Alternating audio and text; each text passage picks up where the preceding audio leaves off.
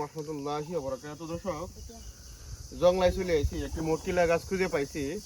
এই মটকিলা গাছের ডাল দিয়ে কিন্তু দাঁত মাজতে অনেক উপকার, দাঁত পরিষ্কারও হয় এবং এটার অনেক উপকারও আছে। এই যে দেখেন, এটা হচ্ছে মটকিলা গাছের ডাল। এটা এখন আমরা ভাঙবো।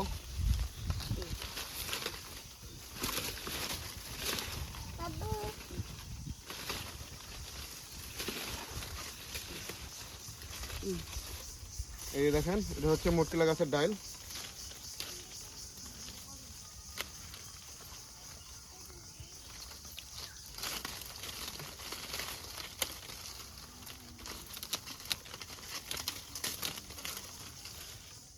এই দেখেন, এটারে বাড়িতে এনে কাটবো, এটা কাটে এটারে সমান করিয়া এখান থেকে আধা নিচে কাটবো, কাইটা সাদা অংশটুকু যেটা দিয়ে আপনার দাঁত পরিষ্কার করবো এটুকু বের করে আপনার দাঁত দিয়ে কেসলাইয়া এটারে আপনার ব্রাশের মতো করবো কইরা এবার দাঁত পরিষ্কার করব।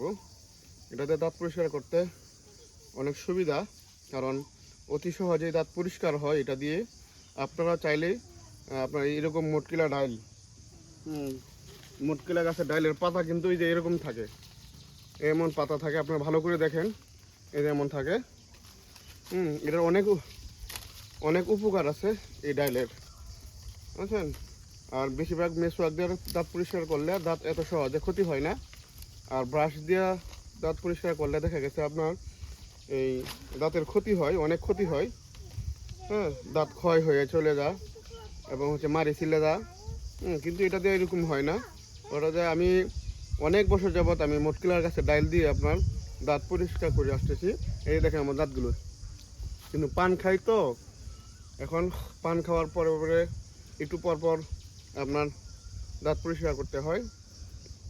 হ্যাঁ, আমার বন্ধু বান্ধব বলে যে তুই এত পান খাস, তোর দাঁত তো লাল হয় না, কিন্তু তারা তো জানে না আমি যে কী দিয়ে আপনার দাঁত পরিষ্কার করি।